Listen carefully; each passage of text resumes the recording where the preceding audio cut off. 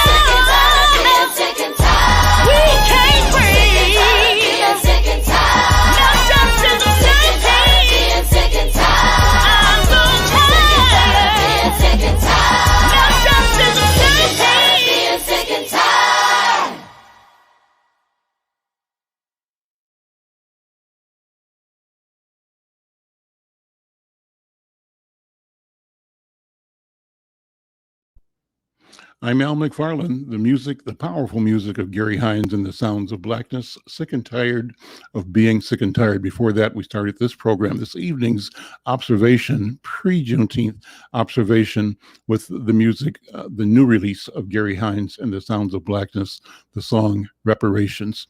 And Calvin, is anyone backstage right now? We want to begin the connection with our community members who are gathered at the Phyllis Wheatley Community Center, an evening's discussion about important issues in our community. How do we reflect on Juneteenth and reflect on this whole question of reparations?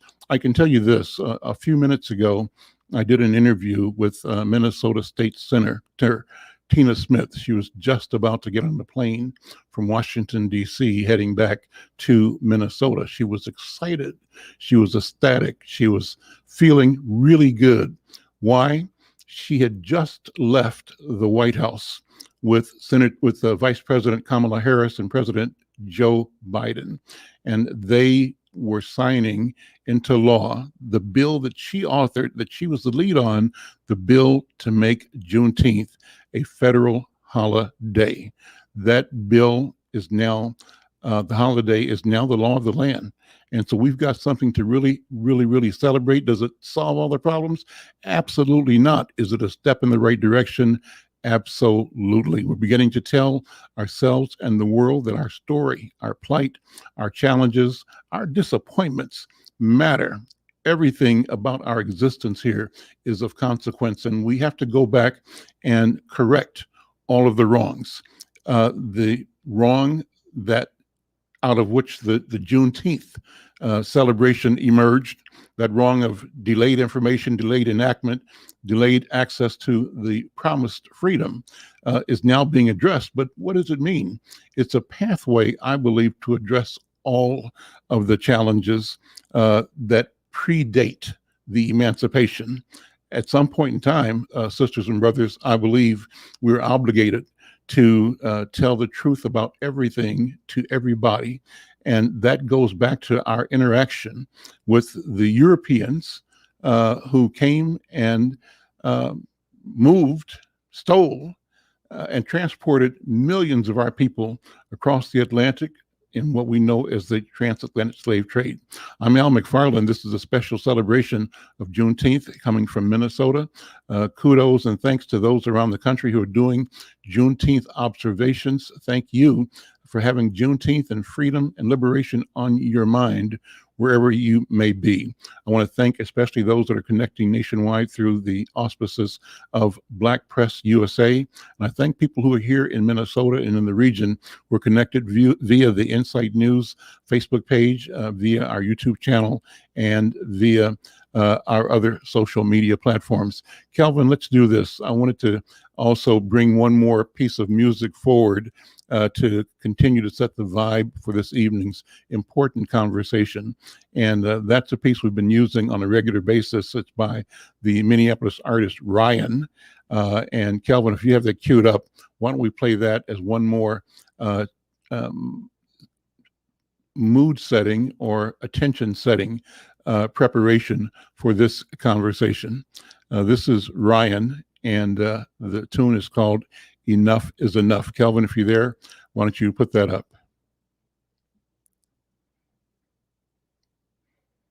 And there we go.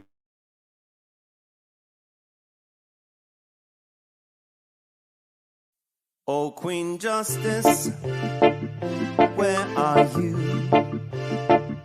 Did they beat you up or no? Lock you on the ground, take the crown away from you? Oh, Lady Liberty, red, white, and blue. Did they take your dignity with your bigotry?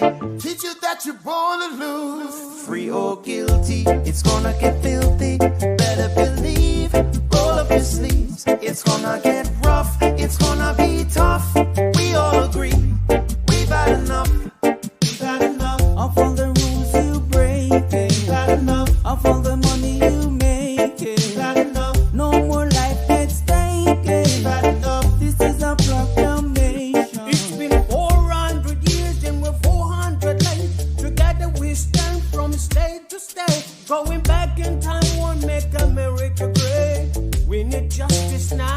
for one way. Action, no more distraction. Every step we take, we gain traction. If it can happen to one, it can happen to all.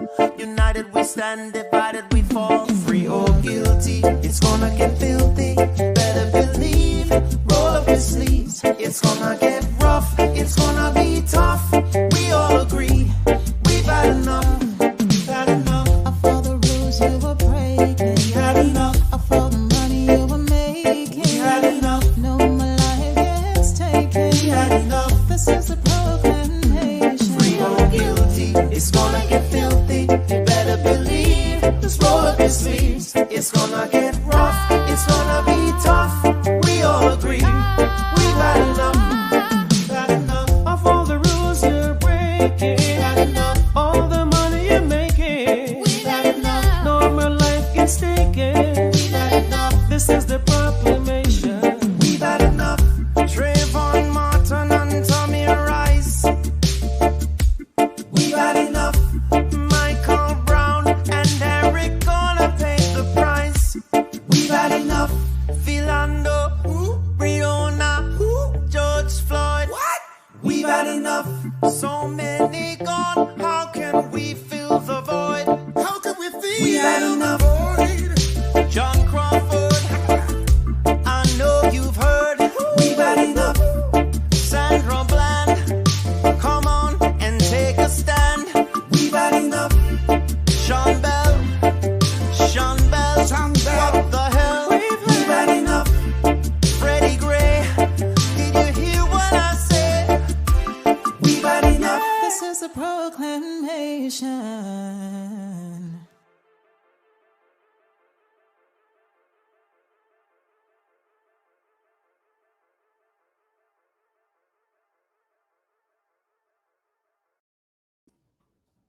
I'm Al McFarland. This is a special evening event of Conversations with Al McFarland.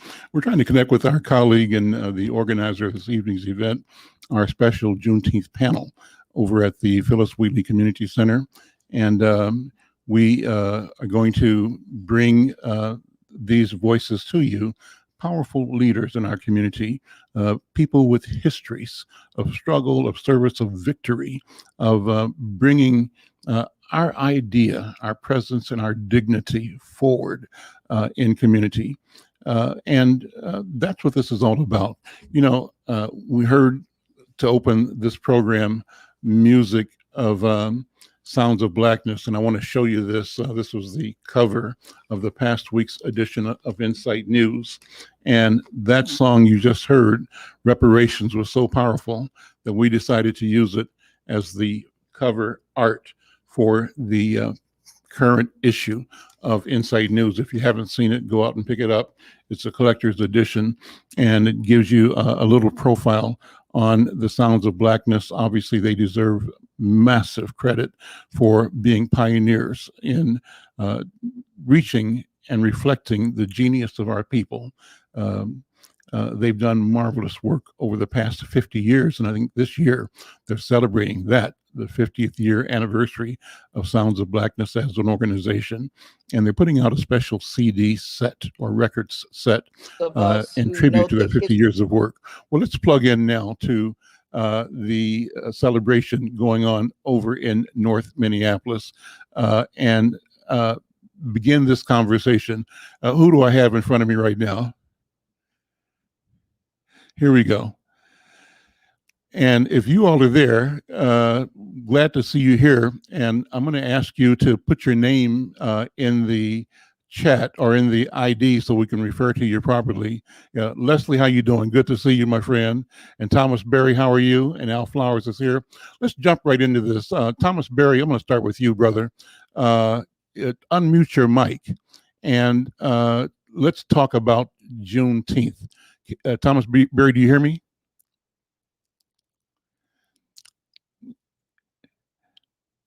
And I don't know, Kelvin, do you need to unmute everybody's mic at the same time, or Thomas is not hearing me?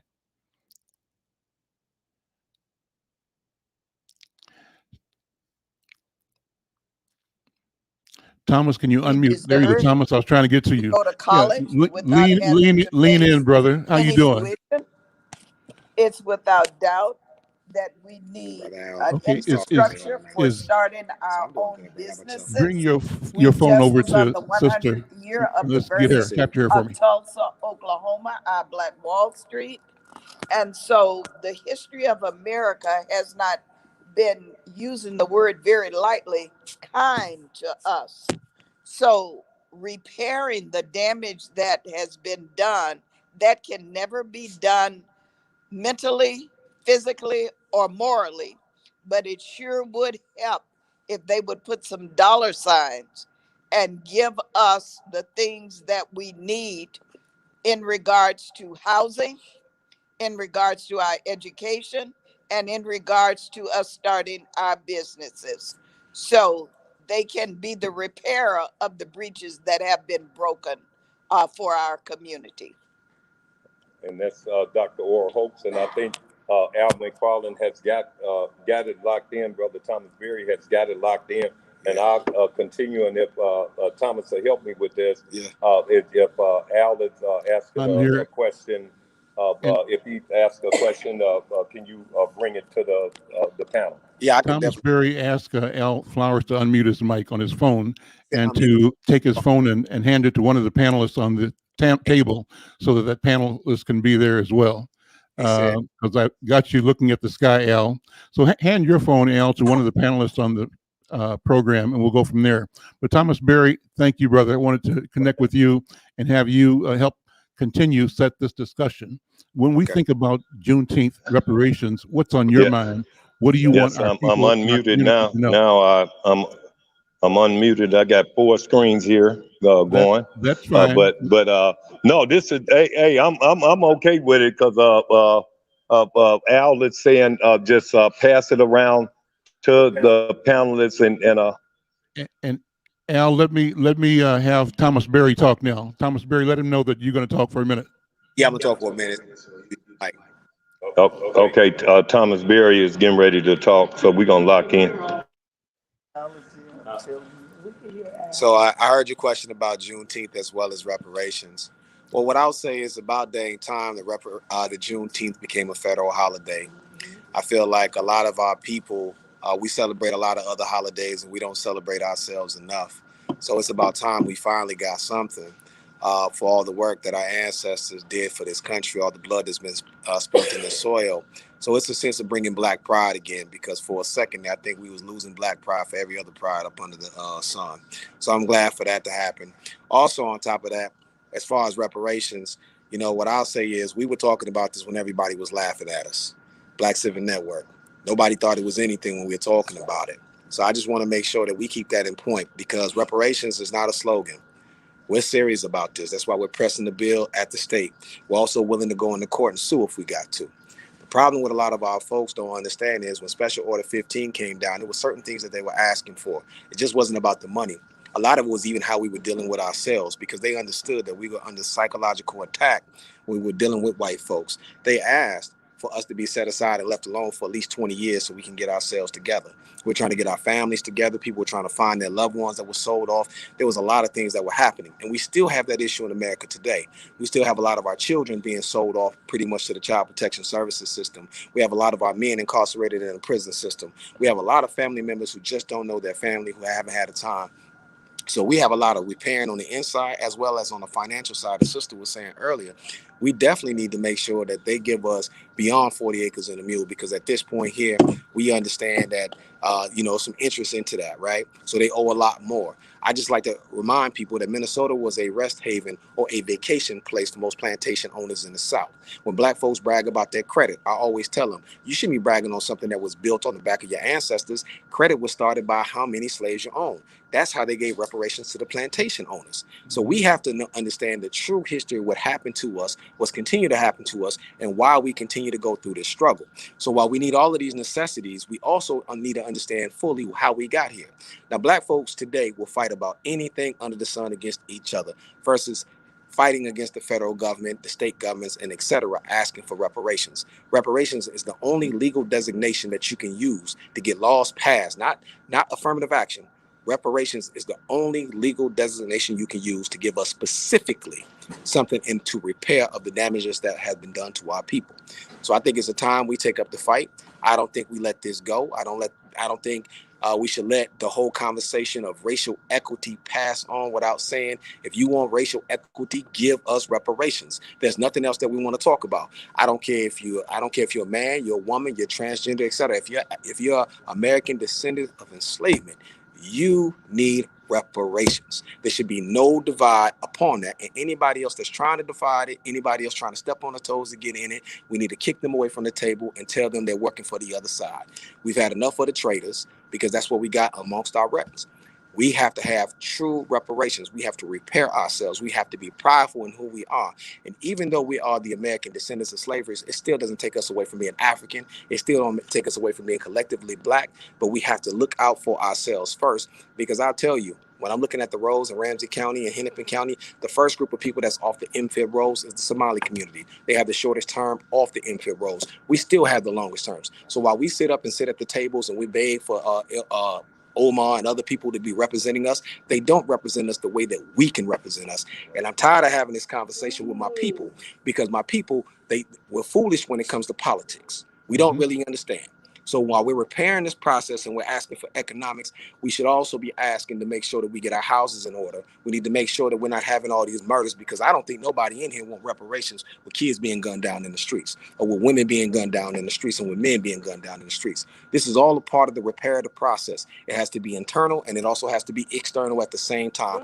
That's what this is all about. It has to be from politics to love. We have to be sincere about reparations and repairing ourselves. If we're playing with it, leave it alone. Thomas Berry, before you leave, take a minute to talk about the institutions from which you speak. You obviously speak from your own personal history and story as a Black man and as a descendant, but you also believe in the power of institution building. And share with our listeners institutions that you work through to effect change. All right. Well, I'm sitting next to a man with the institution itself, Reverend McAfee. I would say the first institution that we should be talking about is the Black church. I keep on trying to remind folks who got this new age thinking. During COVID, it was the Black church that was feeding everybody. When the white militias was out running around in the streets last year, it was the Black church out there with the guns. I don't understand how we have these conversations about this new age stuff of what we all belong to, but the Black church is the one constantly holding us down. By the way, let's remember that the Black men that were out there passing out the food, they also were at the highest risk to get COVID. Let's keep that in mind, because I think people kind of jump over that moon at the same time when they're talking about it. So we got to start with the Black church, and then we got to deal with the Black family. My main thing with Black Civic Network, we work through every institution that's attached to Black families. We don't do Black women, we don't do Black men, we don't do Black children. Anybody talking in that vein, we believe that they're a bunch of BS. We believe it's about the Black family. That is the main institutional cog that we work through. That's what I work through. I work through my family, my children, my mother, my brothers, my sisters, my cousins, my aunties, those play cousins, etc. That's what it's all about. That's the main institution. And then it goes on to our community. But we have to make sure that we're keeping the institutions like the church, the NAACP, the Urban League, even the Nation of Islam. Those institutions need to come back, and we need to make sure that we support them. Black folks can spend money for streaming services all day long, but can't spend $10 a month to make sure that those institutions are in place. If something happens to Reverend McAfee's church, we need to make sure that we're pitching in money to make sure that the church stays. That's what that boils down to. You don't have to be a member of the church to make sure that the church is sound. So those are the institutions that I'm talking about, as well as Camo J, which I'm not going to get on them, but they need to be a little bit more serious about that programming as well. We need to be serious across the board, and we need to demand more from each other. Take a minute before you leave. Take a minute and talk about Black Civic Network. Then go ahead. Go ahead, Al. Al. Yes. Hey, Al. It's a lot.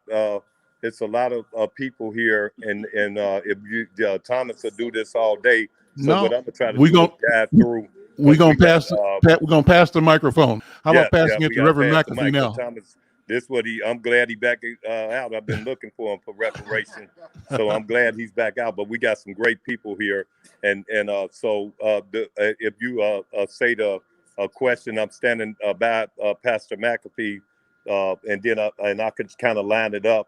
And we got a lot of young people here that's got to go. So I'm gonna go to Pastor McAfee and then to throw down Brother PJ Hill, cause not, and I got Suzanne Burks, the ED of Phyllis Wheatley here.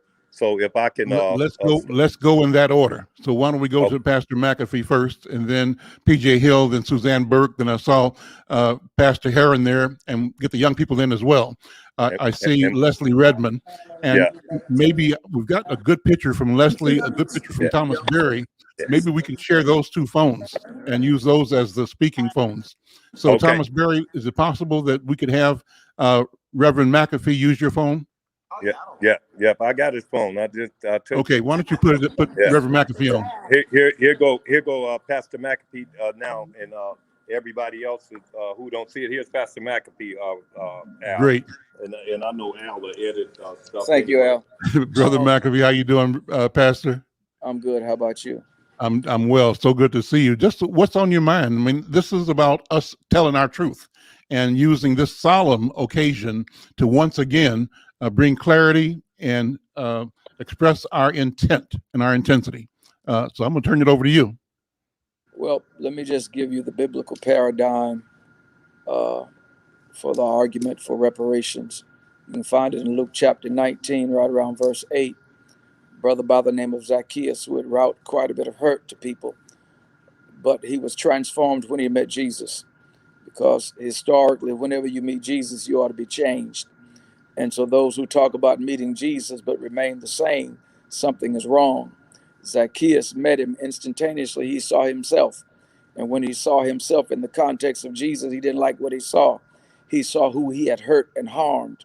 And he said to Jesus, hey, I'm going to restore everything back that I took from other people. Luke chapter 19, I encourage anybody who's looking for a biblical platform for reparations. That's it. Thank you. Thank you. Let's pass it on down. Next person is Brother Hill. Is that correct? Thomas Berry? Yes, Brother PJ Hill. And Al, if I could say something, this guy's been working very hard in different areas.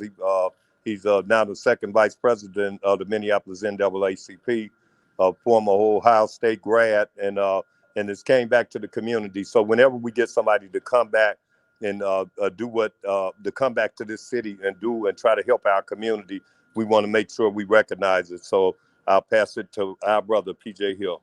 PJ Hill, how you doing, man? I'm good. It's hard to follow Reverend McAfee because he laid it down strong. But I think, what he said is so true. I know the number one way that wealth is passed in this nation is through real estate. And that's why, we fight so hard to get our reparations, because we need that land. And they have locked us out of that wealth and have robbed us of that for so many years. I mean, not only with not giving us the reparations, but with redlining and many other things. So when we talk about creating wealth, because I'm a financial advisor, and I truly believe at the core of a lot of these issues that we have in society are the economic inequalities that lie within the system. So, they are starting a program right now in Evanston, Illinois, giving reparations, but they put stipulations on it. So they give each family $25,000, and they say all you can do is do home improvements with it. But I don't think they should dictate how they give us the money, that all the grievance, and they built this country on our back, and dictate how we spend our money. How come we can't use it to grow wealth, to start businesses, to invest in different things that can create generational wealth for us? So I truly believe that reparations do need to come, and they need to come in the form of land. So that way we can grow our own wealth. And then as far as Juneteenth, what it means to me, I'm still learning. I was taught for so many years that our independence came on July 4th.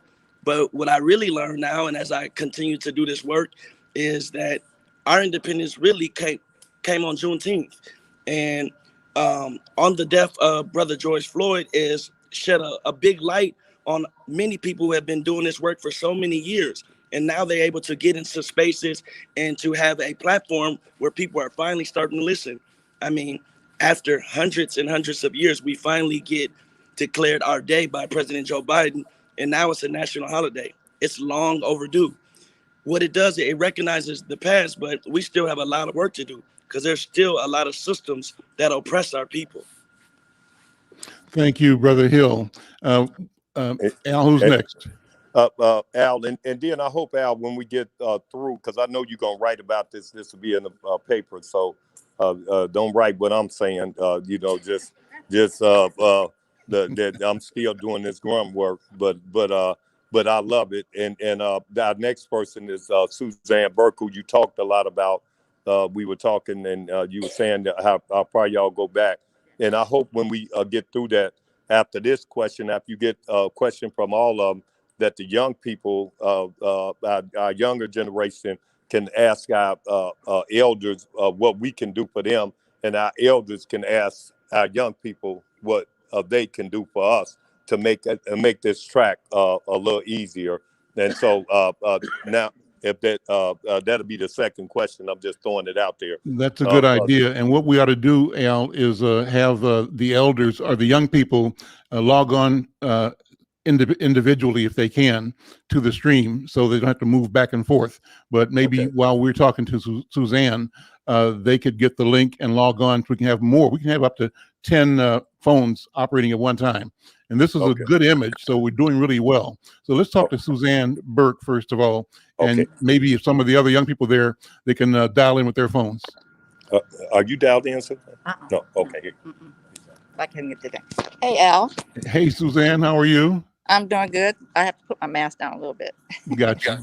Yeah. Good to see you. And thank you for all that you're doing down at Phyllis Wheatley. Powerful work, wonderful work, technology, empowerment, and bringing the legacy forward. And you represent legacy in your own person and personhood, personality. So, one of the things that you know me well enough, Al, that, you can try to, the one way that you can move things politically is by having the right kind of advocacy mechanism in place. One of it is, I was just asking somebody a little earlier this evening, I'm looking for a Black lobbyist. How many of them are there? Do we have a Black fund? And how are we advocating with our current elected officials, especially in this case on a federal level with Omar? And I just wanted to recognize and read something quickly. The one thing I believe we need to do is understand the legislation first and foremost. And then there's a Congresswoman Sheila Jackson Lee is actually the sponsor of HR 40. And that particular bill would establish a commission that would examine slavery and the discrimination in the United States from 1619 to present. The commission would then recommend ways to educate Americans about its findings and appropriate remedies, including how the government would offer a formal apology, but more importantly, what form of compensation should be awarded. And again, you have to advocate for these things. These things just can't happen by themselves. So what I would offer is that collectively we need to really look at following up with Omar, Smith, Klobuchar.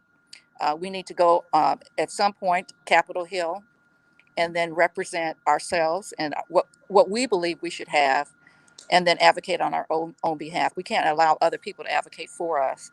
And part of that means that we're going to have a Black fund of some sort where we raise money and do like others do to influence, some of the legislation. So that's kind of where my perspective is.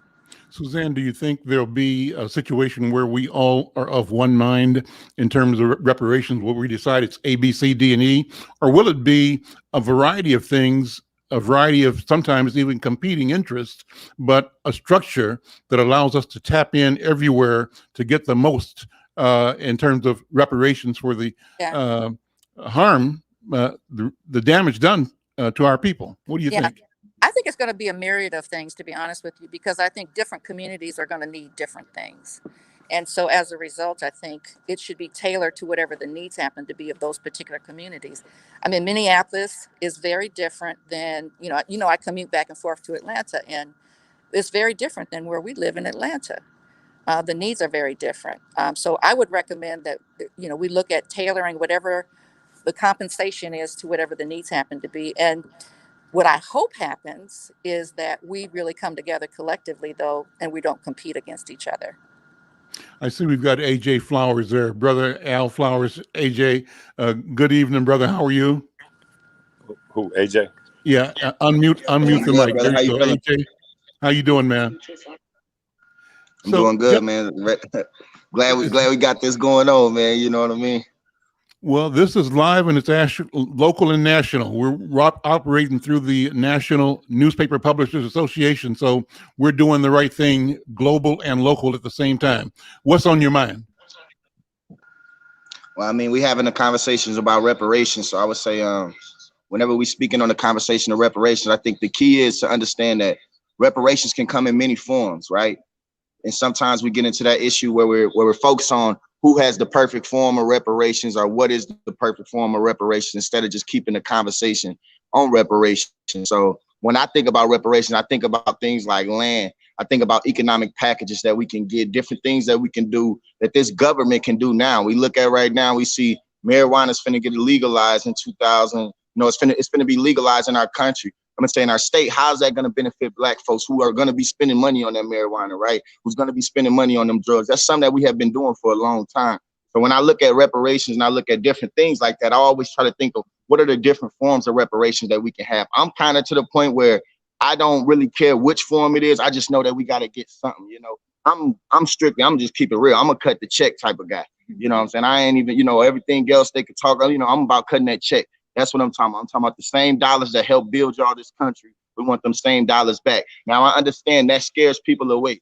So after that, we can think of things like education-wise. How can we make sure that our students are getting free college education and different skills and trades where it's not putting us in debt? How can we get land, like my brother PJ Hill said, in real estate, so that we're actually invested into this game and we're gonna actually have a piece of this country that we want. The main thing I think we're looking for at the end to get there is we gotta have to be a sovereign nation, because this country and this state has never shown the ability to take care of us. I'm seeing it right now as I'm running for city council that the problems that face our communities, it only really matters to everybody when it comes to death with us. You know, we only really fight when it comes to death, whether it's about police killing us or us killing ourselves. You know, the problem is though, we're never investing into life. And that's our main problem. Once we start investing in the life and finding different forms of reparations, like I said, but having to make sure the conversation stay in reparations, then we'll be able to move forward. So for me, having a conversation on reparations is great for me. And like I say, it's okay for everybody to understand it's different forms, because sometimes people say, what is reparations? Well, we know one thing is giving us back what we owed. You know, and when you say what we owed, that's a long list. So to go down that list, I'll let the smartest people in the world pick that out. But what I do believe is that we got to make sure the conversation of reparations is the main focus of us, so that we can invest into our life and invest in success and not normalize trauma. Awesome. I see Sister Lisa is there on the camera under Thomas Berry's camera. Lisa, can somebody have her come on and take the next conversation? AJ, let her know that she's on camera right now and have her turn on. Yeah. Let's go with Lisa there while she's on camera, on Thomas Berry's camera. Go ahead. Al, can you hear me? We got to turn it back on. No, you're on now. Oh, okay, Lisa trying to run from the reparation talk. She can talk about something else. That's okay. Here she goes. Okay. No, here's what I said. I was on mute. This is not my area of expertise, and I know when to pass the mic. Al may not know that, but I do. But Lisa, before you leave, we got here, Al, we got Reverend Heron, Leslie, and Quincy that have not spoke. Let's go to Reverend Heron. We'll go to Reverend Heron, then Leslie, and then Quincy. Perfect. And then everybody would have had something to say. You got perfect.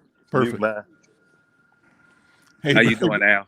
Reverend, how you doing, my brother? Good to see you. Well. Good to see you. Just speak from your heart, man. What's on your mind? Well, you know, as everyone has said, reparations is about repairing the harm. And it goes far beyond apologies and meager financial gestures. I think one of the things that we need to be clear about is that we're not begging. We're not begging, nor are we like pigs trying to eat out the public trough like others. This is what is due us, and it's what we're demanding. It is what is rightfully ours as a people and as a citizen of a country that kidnapped us and made us slaves. First of all, we didn't come here as slaves. We were made slaves. And I think that that needs to be clear. And we were forced into one of the most brutal forms of slavery known to human beings. And so there ought to be a sense that the harm that was done from generation to generation needs to be repaired. Now, somebody mentioned the Black church, and here's what bothers me. We were always people of the Spirit. And so that's how we survived, because that was our power. That's what held us. That's what kept us. And what better way to destroy a people than to turn them against the very thing that was their power, that gave them the power to survive and to thrive in the midst of difficult circumstances. And so I think that the church is as important in this community and in this discussion, because we have to heal. And we have to heal as a people, and we have to come together. We have to learn how to love well and to forgive well, so that we can move forward as a people, and so that we're not always at each other. We got to deal with our trauma, and that's a big thing, but it's a thing that we can do if we're willing. So that's where I'm at. Powerfully said. I see Leslie Redmond is right there next to you. Sister Leslie, how you doing? Good to see you again. God bless you. Grace and peace. How you doing? God bless you as well. What's on your mind, Leslie Redmond? I really echo everything that's already been said. One thing that comes to mind is a Drake lyric. He said, I'm not going to say that we back or nothing, because that would imply that we back from something. If we're back for something, it's them checks you owe us. We want our payment, nothing less or more. Right. And I think that that nicely summarized what has already been said, that we're not begging, that we're not asking for anything that we're not deserving of, and that we need reparations now. Right. It's a real crisis. We are really in a state of emergency. I think that's been said time and time again. I remember Reverend McAfee saying that. So many people have said that we are in a state of emergency. And we didn't just land here, right? Like, the state of emergency was brought to us, was brought on our community. And I believe that America has to wake up and stop being delusional and stop creating lies on top of lies, and just give Black people what we are rightfully owed, because we've done so much. I think, this year, Tulsa, Oklahoma actually got a lot more recognition than it has before, the Black Wall Street. But we have to recognize that we need more Black Wall Streets, and that not only does Tulsa, Oklahoma deserve specific reparation, just like Rondo communities, just like our other communities that have been intentionally gentrified, have been intentionally divested from. We need to be very intentional about the financial resources that are poured into our community, the land that we are given. And I'm always a fan of Black people not paying taxes, because they said no taxation without representation, and we are not represented in this land.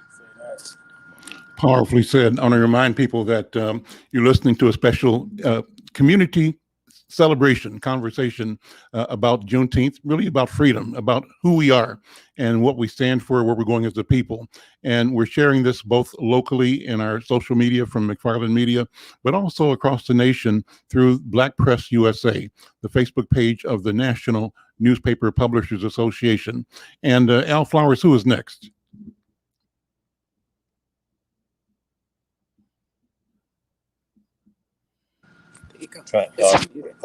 Quincy, Poe Al is next, and then after this question, we'll ask the young people what they need from the elders, and elders what they need from the young people.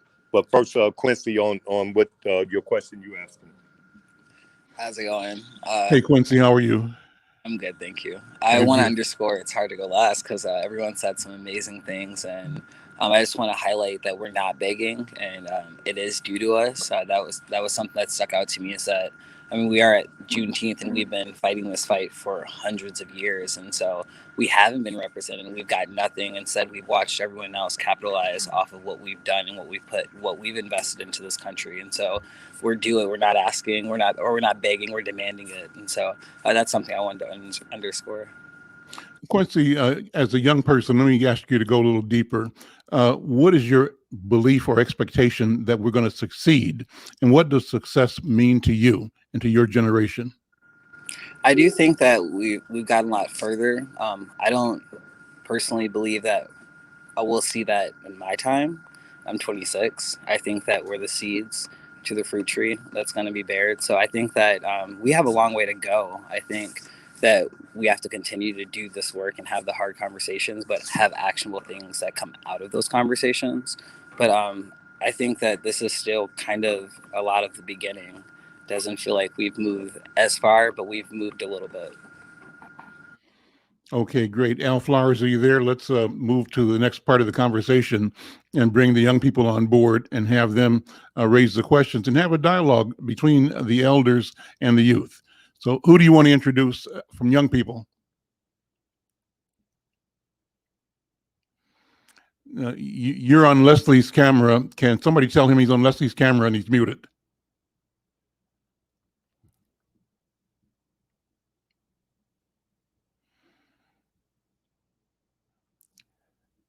Thomas, if you're watching, Thomas, he's muted. Tell him he's muted. Thomas, Thomas, tell him he's muted, please. Tell Al Flowers he's muted, and maybe he can use your camera. I'm sorry, I'm talking. Sorry about that, Al. I would, yeah, but I'm talking like I said. What I'm gonna do, Al, I'm gonna let young people say what we could do from the what the elders can help them do, or and how we can move this thing together. When you're talking about how do we move forward, and what they think we could do to help them, and without us assaulting each other as we going through these hard times coming out of COVID. What can we do? What can the elders do? And then we get a real legitimate question, what they can do to get back to the younger generations on how we going to move forward, because it is their future. So, and I'm going to start with AJ and then Leslie and then Quincy, and that's where we're going to go. And then we're going to get Reverend Heron and Dr. Brooks. Yeah. I mean, I guess I would say the one things that people can do for us, or I could say, is believe in us and trust in us. I know me personally, I have always been around my elders and got the guidance of my elders and never try to go against that. But it gets to a certain point where you got to let the young person make the decision. You got to let the young person be the one that's driving the boat.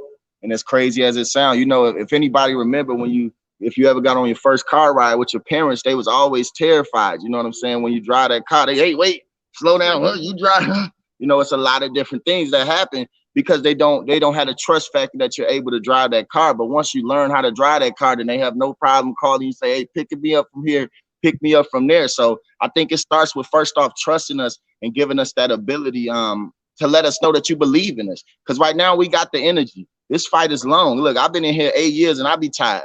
Right. So I can only imagine the people who've been fighting for 20 years, 30 years. You got to sometimes relax your energy and put that energy into us, put the guidance, let us know some of the mistakes that happen, because we're obviously nowhere where we want to be at right now in 2021. So there's things that went wrong and there's things that get right. So the things that you did right, we need to know that so we can move on that path, but also learn the mistakes that happen so that that barrier that they try to have set in place for us, we already driving fast enough so that we can run straight through it. That we can get straight through it, and we already prepared for the ill failures that they're already going to throw at us. We know that trying to get past this barrier, it's a lot of different red tape that they have for Black folks to get anywhere. So I would just say mainly trust in us and give us all the energy and time that you got and believe in us. And sometimes it might not look like what we're doing is the perfect way or the way you believe, but what I always tell people, the elder generation, and I say it because I can say this now, I look at some of the people now and what they do that's 9, 10, 11 years old, and I think it's a little weird to me. You get what I'm saying? But that's the way that they live their life.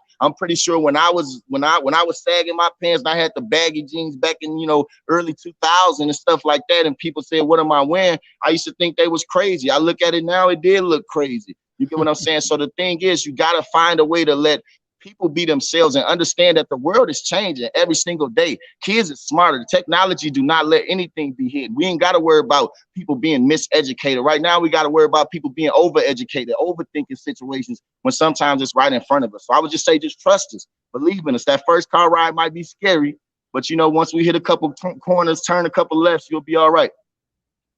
Good comments. Who's next? Is it Leslie Redmond? And grace and peace again. I would first say to our elders that we appreciate you all, we respect you all. I always feel honored when I'm just even in the presence of elders because I grew up with my grandparents who are from the South, North Carolina, South Carolina, Houston, Texas. They would have been in their 90s if they were still alive today, but unfortunately they're not. And so we need your wisdom, right? We need the information that you all have because we know ignorance is bliss and we don't know everything. And when we walk into these rooms sometime without the proper knowledge and covering, it actually not only harms us, but it harms our entire community, right? And so, Mr. McFarland, I remember me and you were just on a call not too long ago, and there was some information shared, and I was like, oh my God, that's a great idea. How do we recycle it and bring it back? Because maybe there's a climate and condition that maybe wasn't fertile back then, but it is now, right? And so recognizing that we're here and we're ready to build and that we are not a threat, right, is that should be the last thing that we are considered. But we are here to collaborate and to continue to build on a legacy that has already started to be created. Take a minute, Leslie, and talk about your brand. You are a brand specialist or brand marketer, but you've done so many phenomenal things, as have the other young people who are in this room tonight. But I want each of you to take the time to tell the world who you are, what you're doing, and what it means. Talk about your business. And thank you. So really briefly, I'll say I'm the founder and CEO of Don't Complain, Activate.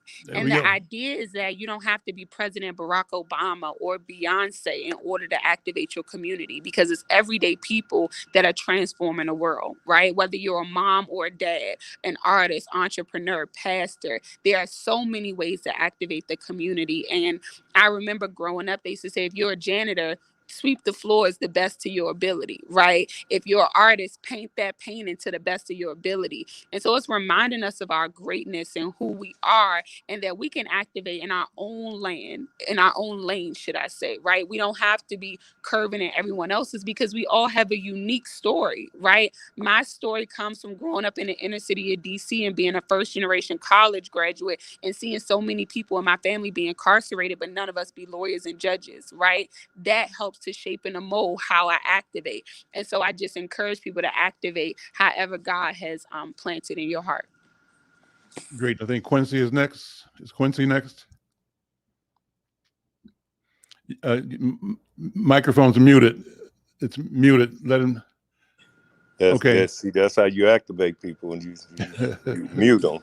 I knew myself. You took my phone right okay, now we can. God know this some great stuff. It done turned around. I was sweating and all that, but I know when we get through putting it together, this is gonna be some powerful. And I got Brother Quincy Poe, and the question is about what can the elders do to help, and then after that we going to Pastor McAfee, Dr. Hoax, Lisa, and we're going to close with Reverend Heron and the executive director of the place where we at Phyllis Wheatley. And Brother Thomas, did I miss Tom? No, Thomas, he got to tell both of y'all. He in the middle.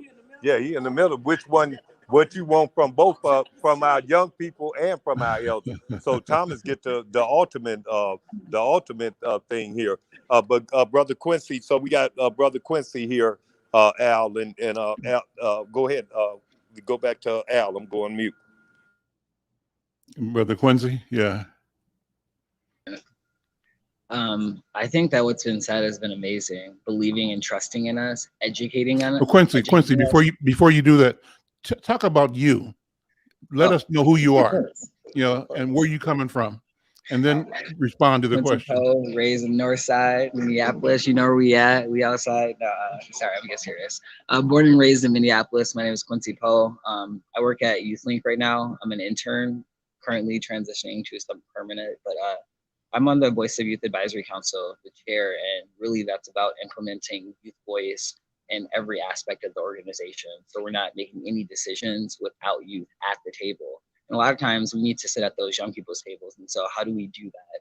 And so instead of creating these figurative, performative seats at our tables, we need to start, sitting at young people's tables to really engaging with them in that way and passing or shifting the authority, if you will, towards their way so that we can start following them. And so really, it's a pilot. It's in a piloting area right now, but we've learned so much and we've engaged with a lot of the young people at our organization. It's been powerful. So that's what we're doing right now, which is amazing. Okay, so what do you want to say to the elders? I want to say that, honestly, I love and appreciate my elders. I was raised with my grandma. That's my OG. I'm a grandma's boy. And so, like, my grandma and I will have some intense conversations and completely on the other side of the aisle. And she comes at everything with the word of God. She's a pastor. And my outlook is, I was raised in the church, but sometimes I'm like, what about this? And she's like, nah, we're not going to do that. But I respect our elders because there's so much to learn there.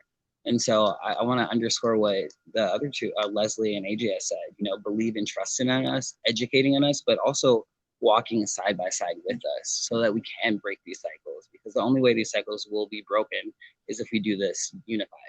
And so I think that we're on the right track here as far as coming together more, educating, sharing knowledge, sharing resources, because I think we're on a track to breaking these cycles. And that's exactly what we need, is to collectively do this and collectively go at this. And we're going to have different ideas. We're going to have intense conversations. But that's the beauty and the joy of it, in my opinion. Good. Well said. Well said. I think we're going to go to Brother Hill next, and then we'll get the elders responding. Is it PJ Hill? Young people keep muting me out. I'm going to the next people. I'm going because it's important what our elders that's been out here fighting for many years. We've been out here fighting a long time, and so it needs to know what we think we need from them to help them move to the next level. And so I'm gonna go to Pastor McAfee, and then I'm gonna go to Dr. Holtz, and I think Lisa can answer on this question what she needs on there, and then Thomas Berry will say what we need to be doing on both sides, because he's a big fighter. What he said about reparation, and I'm glad he's at this discussion here. So now Al is Pastor McAfee. Great. Yeah.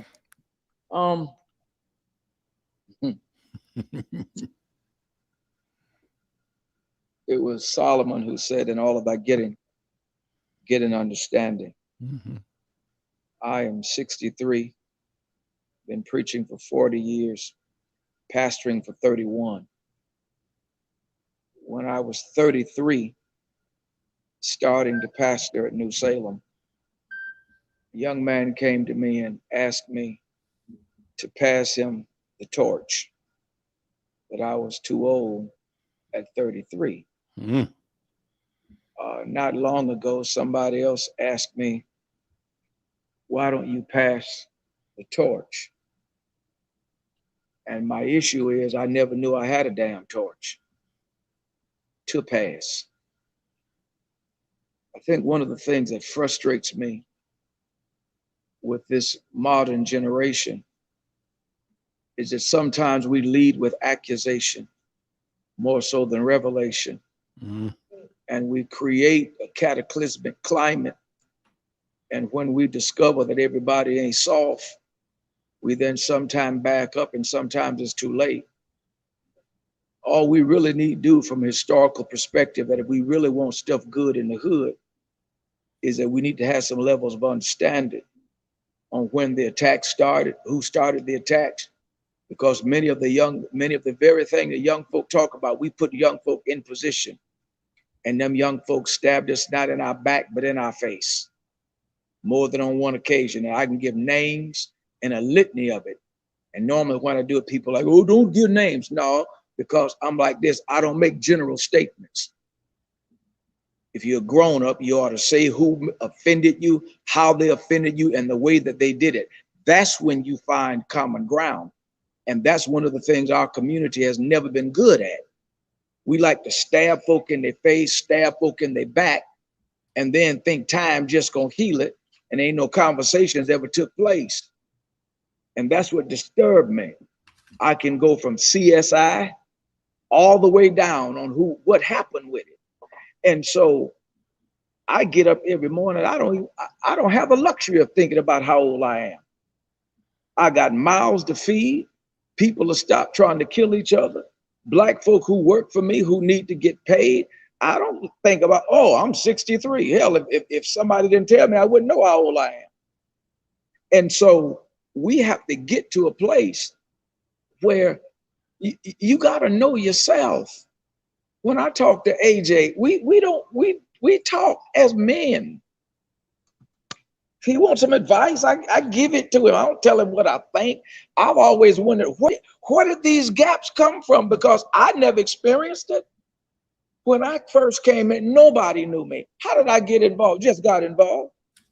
Just started coming. Didn't know older folk pushed me away. Spike didn't push me away. Randy didn't push me away. I can't think of no older people now that's pushing young folk away. Every time I said, they saying, come on. Normally the ones who kick it off is the young folk. And that blows my mind because ain't nobody bothering you. Listen, I'll say this and I'm through. When that Jamar Clark thing jumped off and that protest started, me and Spike on the phone. Oh man, yeah, that's cool. Good. We ain't got to do it. No biggie. We'll be in a supportive role.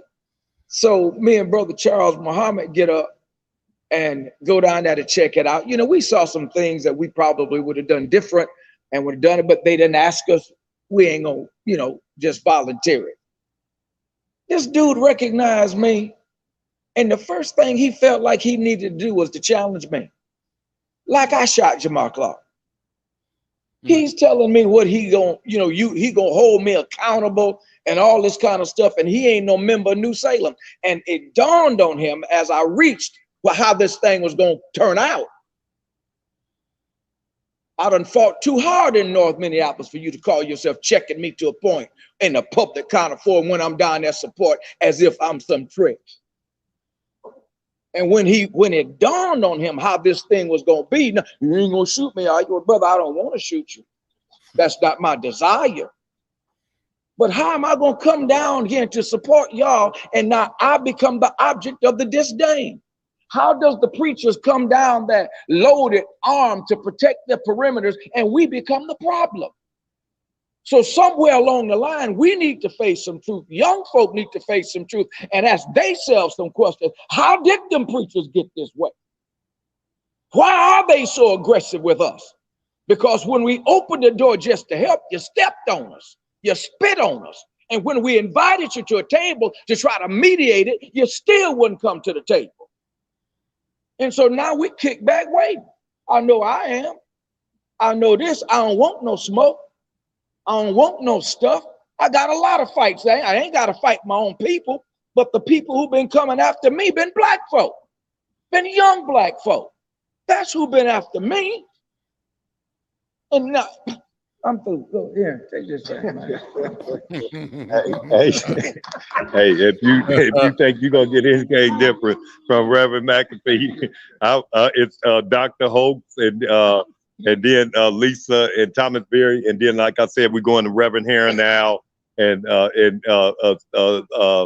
Director Burks will close us out with this part of the conversation, and then you can do the closing words out. I'll wrap it up. Then we're gonna take a picture. I'll take a group picture because I know this going in Insight on the front page. There you go. This is too good. This is better than, I am excited. Here's Dr. Hoax, then Lisa, and then Thomas Berry, and then Reverend Heron, and Dr. Burks down there. Here's Dr. Orr Hoax. First, Brother Al and Brother Al, I want to thank both of you for this opportunity for us to come together and to have this dialogue. I always identify myself as a community elder, and I was raised in the church. I had a respect for my elders and a respect for our community and for those that served.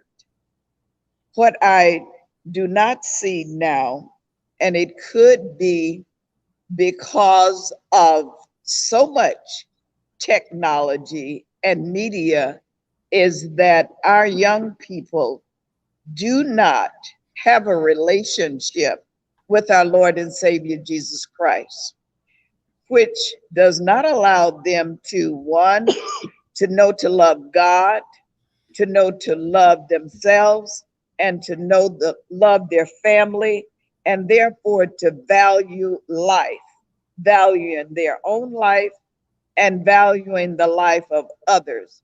I was in a conversation with a young brother earlier this afternoon who said that they had never heard in their 51 years of someone taking the life of another person on church property. That's what has happened in our community with our young people, not valuing each other. It has already been stated that the young people, some of them, and this is not the majority, but a few, feel that there is no value in the Black church. It has already been stated that it was the Black church that was our institution of everything. Our schools got us jobs, took care of our behavioral health care, took care of our sick and wellness need. It was the church that out of it came our other institutions, our institutions of education. So we must never neglect our faith. And if you don't have one, get in a relationship with someone who does have one. As old folks said, the word said, no one said it's going to be easy, but at least you'll have a solid foundation. What I want from young folks, besides that, of being grounded in their faith, is to get with someone who can share their wisdom with them. Get under someone who is attempting. All of us have sinned and fall short of the glory of God. And since there's none of us here perfect, but for someone who's striving to be more Christ-like in their life and who can help you, who can talk to you about business, about family, about parenting. We have become, as young parents, to call our children names that's not on their birth certificate in public. Our children are to be loved and nurtured. They are not B's, MF's, and all other kinds of names. We have to stop doing that to our children and then doing it to each other. We have to become better individuals to each other. One of the things when I grew up was that you spoke to people. You didn't walk through your community and not speak to anyone. To this day, I will speak to anyone that I greet, no matter what their ethnicity, because it was still in me to value and to recognize a person's humanity.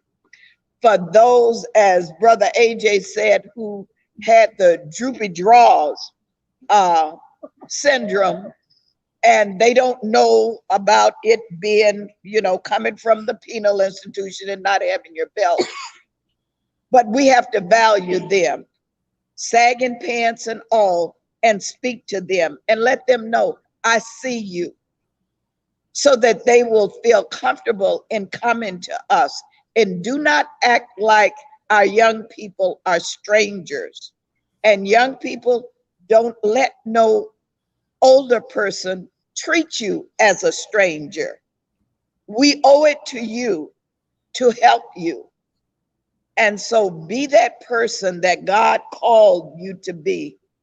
Don't be what you have become and what society says that you are. You are valuable. You are precious. And I want you to act like you are the most valuable person that ever walked God's green earth, and that you deserve respect. What I want you additionally to do is put down the guns and put down that substance that is harming your body and making you see and do things that are not supposed to help our community grow. Stop the violence and stop the hate and be a human that we can love. That's what I want from young people. And besides that, get your education. Dr. Hopes, thank you so much. I want to acknowledge that Vanessa Patterson is watching in Alabama and sending you and the panelists lots of love and thanking you for your comments and for your leadership. And Ann Pritchard is also watching locally and posting in affirming and applauding this conversation and the ideas that you're bringing forward. So this is really a great conversation. It's an important conversation. And I want to thank all of you for speaking so powerfully and so clearly and so earnestly from the experience that you bring to the world. So we continue. Lisa, your turn. Okay, so while I was listening to everybody speak, I just wrote down some words and some things that, bother me in my spirit. First of all, I want to say to the young people, I love you with all my heart. There is no torch to give you. It's fictitious. There's no such thing as a torch. In the civil rights era, there was no age gap. Everybody was a part of the civil rights era. We can't take credit as the elders, and we can't take credit as youth. No one asked who's in charge. You knew who was in charge. You fell in line and you did what you had to do. I want to talk about a few things that we focus so much on, but we are focused on those things because white America says, focus on those things. And I'll bring up the police. I'm not scared of it. I'm unapologetic, and I say it at every every meeting, I'm unapologetic for wearing that blue uniform. In fact, it is a proud accomplishment of mine. But I need people to understand, when you say Black Lives Matter, you get pots of money that go in excess of $30 million. Because when you say Black Lives Matter, you're talking about against the police. But when you say all Black Lives Matter, you're talking about 3 babies with bullets in their heads and many other people in our community with bullets to their bodies that they have to live with for the rest of their life, and some of them did not survive. So when you talk about Black Lives Matter, you're talking about $30 million. When you talk about 3 babies with bullets in their head, you talk about $30,000. That's $10,000 a bullet to our babies' heads. When we talk about police reform, we go to the state and the legislators do what? They give the police money to reform. But what we don't ever talk about as a people is community reform. See, when you talk about community reform, you get governors who are willing to give out $280 million to the city, $280 million to the county.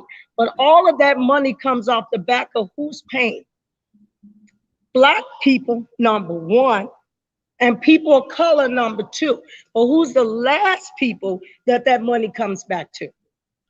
Those very same people. When you talk about reparation, can you count the people in the room with you? You can count them, right? You talk about the police, ain't no room, because it's all filled with people, and majority of which don't look nothing like us. They'll never know what this Black pain feels like. So when we divide, we lose off the top. We lose off the top.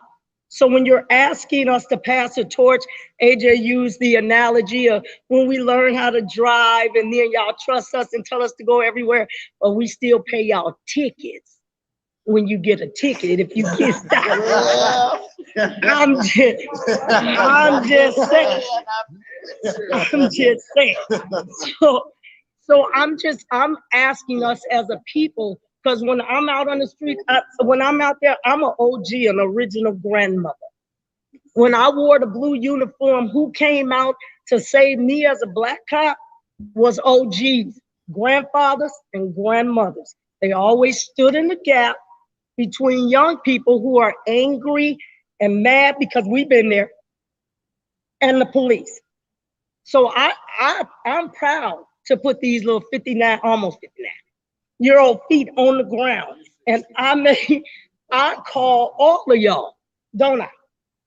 I don't have no problem saying, I need help out here, I need help out here. That's the way it should be. There is no torch. And we have to stop saying that as a people. But you also have to pay attention to where they're trying to keep us focused as a people. The fight against the police, oh, absolutely, is a necessity. But we are only focused in that one narrow space. And any time white America pour millions into one fight, you ought to be stepping back and taking a look. So that's all I'm gonna say. I love everybody. I'm gonna be out there standing in the gap, and I even call my enemies when I need them. I don't care.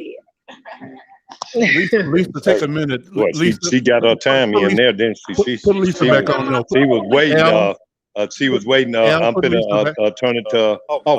Thomas got Berry, his tell on. Al to put So I'm Lisa gonna back take on. it down to after him. Al. No, not yet, It'll not be yet. Reverend Heron, Wait, and wait, then wait. Suzanne Burke, and Thomas Berry, can you hear me? Al,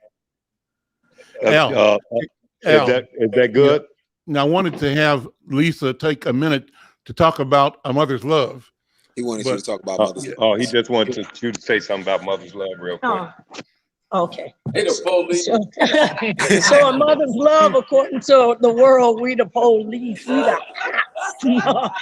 But we're not. We're an organization of mothers and fathers who recognize that saving our kids takes a family, which is what Thomas said. It takes a family.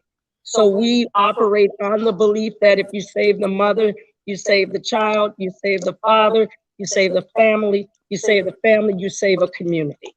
So we stand in the gap wherever we're needed to give trauma care, to stand in the gap to make sure voices are heard peacefully. So we just do everything that a mother would do. Thank you so much. Thank you. Okay.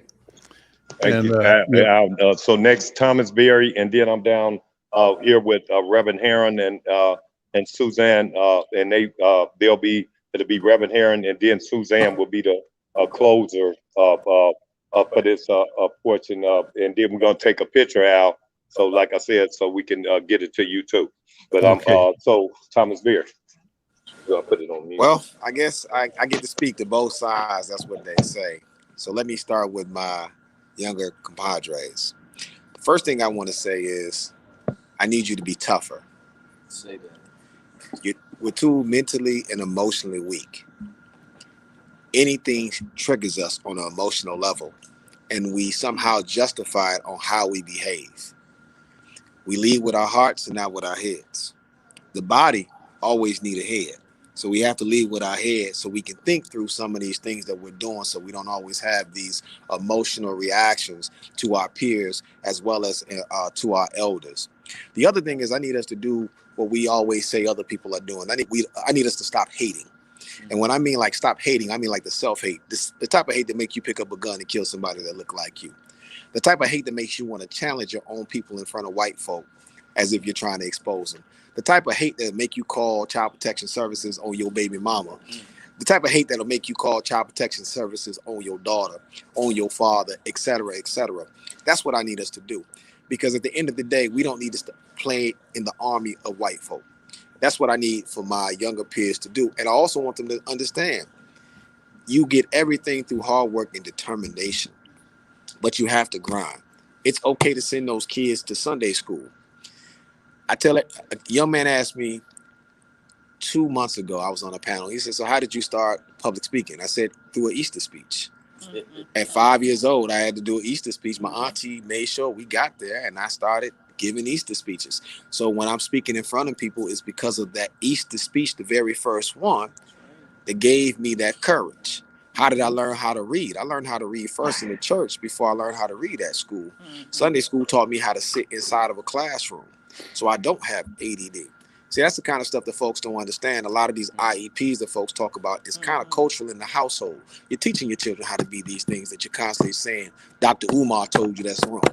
If you gave your kids puzzles and books and coloring books to have them sit down for a moment, they'll learn how to be still. They get all those jitters out of them. And don't be scared to give a little bit of discipline to your children. I don't mean you got to spank them, but give them some direction. Don't cuss at them. Give them some direction. Teach them how to be right. To my elders, what I got to say to y'all is hold the line. Hold us to a standard. It was recently a whole debate about bonnets. And what I know about my generation is we don't want to be held to no standard.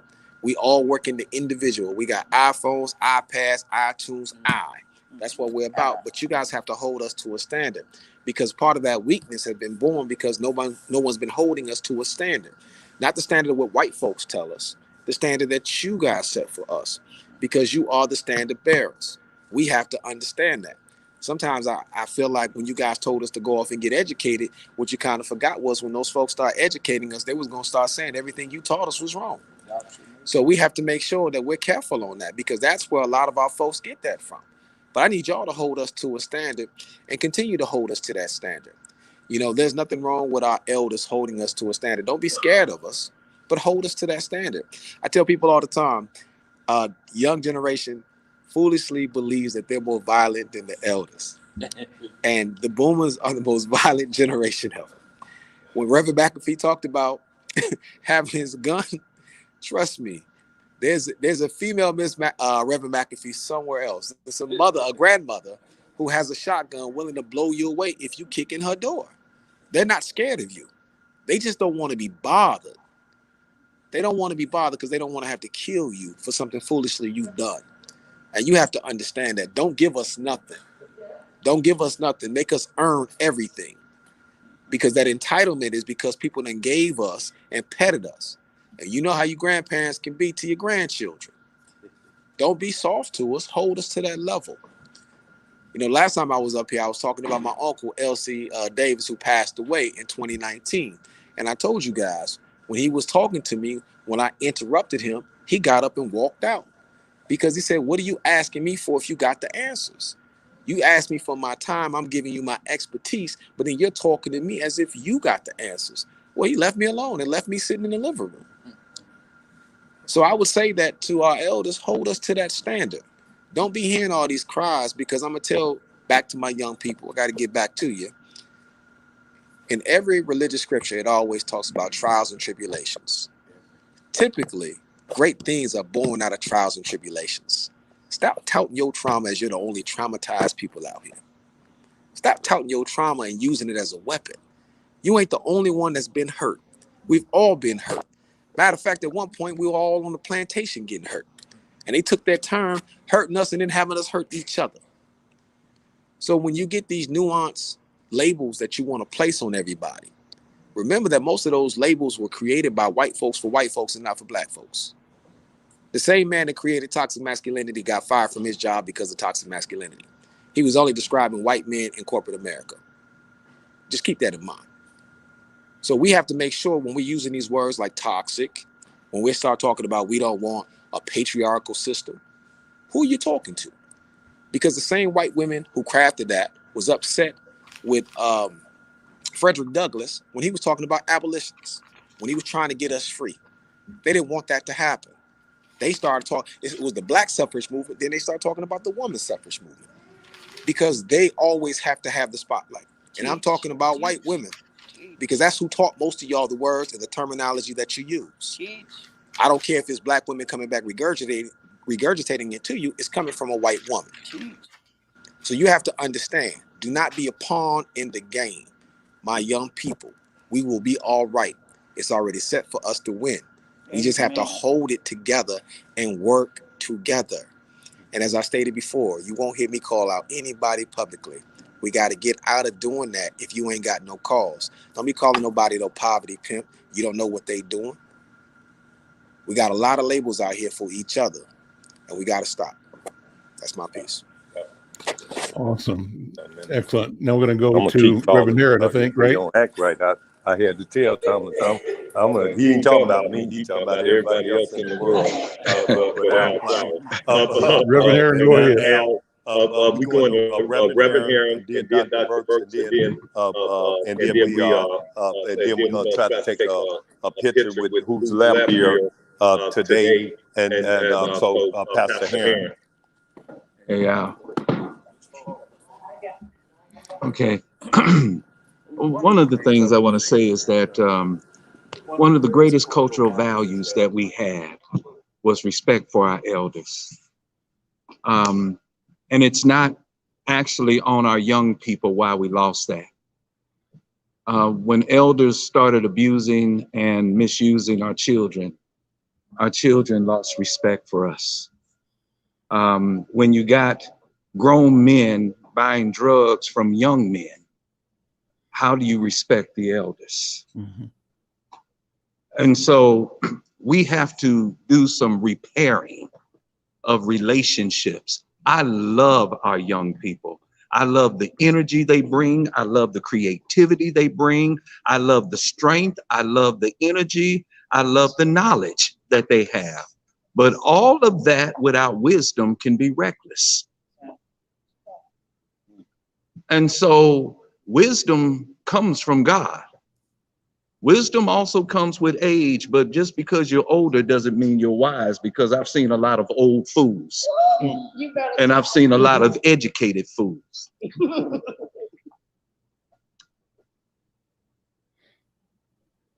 I love encouraging our young people, and what I want is just to sit with you. I don't want to tell you what to do per se unless you ask me, but I want to be present with you, because there's always the opportunity to be asked a question if I'm present. You know, I'll endure the disrespect because Jesus endured all that for the people that he died to save.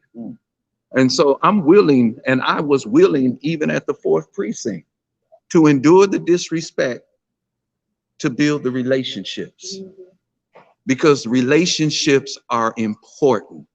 And if we can build relationships with our young people and with the folk out here on the street who are engaged in this activity, then we have a better chance of redirecting them, because in this age, the children of yesterday are not the children of today. And in this age, you can't lead anyone that you don't have a relationship with. They ain't trying to hear you. But when you have a relationship with them, now there's the opportunity to have a conversation that redirects, because now they know that you're interested in them and that you're interested in loving them and you're interested in care for them, which means that this person cares about me. I probably need to listen to them. And so this is really about us being willing to build relationships with our young people. The enemy wants nothing more than to pit the young against the old, because then we can't win. A house divided can't stand. But if we would come together and respect one another, even understanding that I might not do it that way, and sometimes you got to learn the hard way. We learned the hard way. I didn't always do everything right, and I didn't always listen to my elders. I had to try things, but my elders were there when I needed them, when I failed, and when I fell down, they were there. They didn't turn their backs on me because I didn't listen to them. And we can't turn our backs on our young people because they're not listening. We have to stay steady and be there for them and love on them and build those relationships that make the difference in their lives. That's it. Powerful. I think the next and last speaker is Suzanne Burke. Suzanne, go right ahead. Okay. Well, what I want to say is it goes back to why Phyllis Wheatley was established in the first place. And it was established as a settlement house because that settlement house, the Wheatley, was the only place for Black people to go when they came to Minneapolis. I reflect back at my grandfather. Jimmy Fuller was the porter on the railroad. He came from Columbus, went to Cleveland, and then took the railroad up here to Minneapolis. That was over 80 years ago now. He passed away many, many years ago, but And I think about the legacy that Phyllis Wheatley has in the community and the legacy that we need to have going forward. I came back for what I believe is a legacy opportunity, but that is only going to be that way if I'm able to give back to the next generation. I believe now I'm in a good place personally and professionally to be able to do that. So what I'm going to be doing is positioning Phyllis Wheatley to be a safe place for both generations, you know, to be in a place where we can do things together. I'm going to try to institute something called the family dinner, where we'll be able to get together at least once a month. All generations can get together and have family dinner and talk about what's going on in people's lives. Personally, what I would like the young people to do is ask for support and help, ask for advice and counsel. I knew when I was growing up, and especially with my professional career, I had no problem asking for, would you be my mentor, and why I would want you to be my mentor, and ask for help when I didn't know. I mean, I was the first generation in corporate America, and there were a lot of things I didn't know. And there's a lot of things I should have known. And luckily I was in an environment where they were supportive, but I've tried to pass that on to not only my children now who are working in corporation or large organizations, and other people that I've mentored over the year. The one thing I would say to people in my generation, since we're talking about age, I'm 61. And what I would just say is we've got to be consistently available and consistent in people's lives. So that's what I would say. And I'm glad that we were able to host this today. And Phyllis, we will be open whenever your need center in the future. Phenomenal. Thank you so much. This has been a wonderful show. Thank Al, y'all, Al. What do you think? Al, I mean, people had to get up and leave, but what happened here, I was, as a black man that trying to organize, didn't know what was happening, and you said it was going to go well, that I came now. I'm excited about what just happened, and then so we're going to take a picture to get to you, Al, with what's here. We got some pictures, and then I'm gonna call you later, because at first I was like, well, it wasn't gonna get done, and I got to be thankful that God gave us these tools that our ancestors didn't have back in Juneteenth to do what we just did today, and thank Suzanne for making it happen.